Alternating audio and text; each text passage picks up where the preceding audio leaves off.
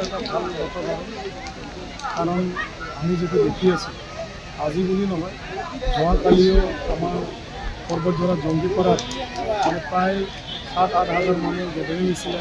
ঠিক তেনেদৰে আজিও প্ৰায় ৭-৮ হাজাৰ মানুহ ইয়াত গেদাৰিং হৈছে আৰু আজি প্ৰায় আমাৰ BPF-ৰ পৰা মানে ৮০০ জন আৰু AIUDF আৰু কংগ্ৰেছৰ পৰা ২০০ জন মানে টোটেল যোগদান কৰিলে। তো এইটোৱে বুজাইছে যে আমাৰ পৰ্বতজোৰাত বৰ্তমান BPF-ৰ কোনো স্থিতি নাই আৰু আগন্তুক দিনত মানে আমাৰ যিটো মিত্ৰজোঁটৰ প্ৰাৰ্থী জয়ন্ত কুমাৰ বসুমতাৰী ডাঙৰীয়াই ইয়াতে জয়লাভ কৰিব এইটো জল প্ৰভাৱ প্ৰমাণ।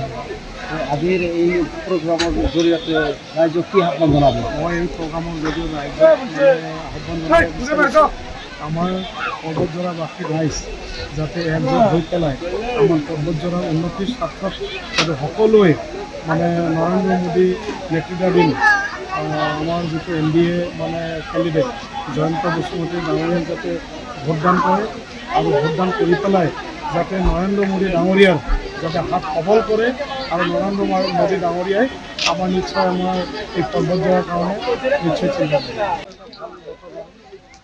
কাৰণ আমি যেটো দেখি আছোঁ আজি বুলি নহয় যোৱাকালিও আমাৰ পৰ্বতজোৰা জংগী কৰাত মানে প্ৰায় ৭-৮ হাজাৰ মানুহ গেদাৰিং হৈছিলে।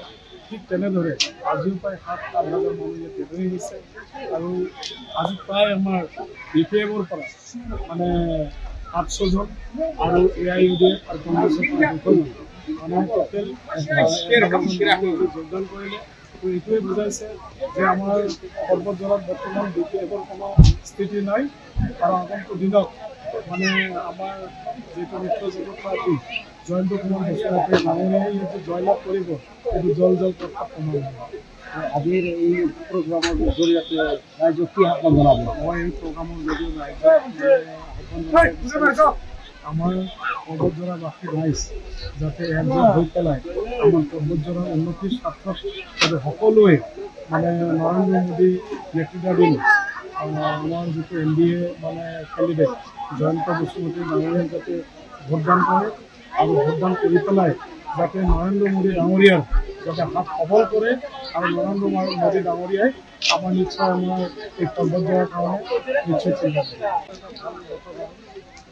কাৰণ আমি যেটো দেখি আছোঁ আজি বুলি নহয় যোৱাকালিও আমাৰ পৰ্বতজোৰা জংগী কৰাত মানে প্ৰায় ৭-৮ হাজাৰ মানুহ গেদাৰিং হৈছিলে। ঠিক তেনেদৰে আজিও প্ৰায় ৭-৮ হাজাৰ মানুহ ইয়াত গেদাৰিং হৈছে আৰু আজি প্ৰায় আমাৰ BPF-ৰ পৰা মানে ৮০০ জন আৰু AIUDF আৰু কংগ্ৰেছৰ পৰা ২০০ জন মানে টোটেল যোগদান কৰিলে। তো এইটোৱে বুজাইছে যে আমাৰ পৰ্বতজোৰাত বৰ্তমান BPF-ৰ কোনো স্থিতি নাই আৰু আগন্তুক দিনত মানে আমাৰ যিটো মিত্ৰজোঁটৰ প্ৰাৰ্থী জয়ন্ত কুমাৰ বসুমতাৰী ডাঙৰীয়াই ইয়াতে জয়লাভ কৰিব এইটো জল প্ৰভাৱ প্ৰমাণ।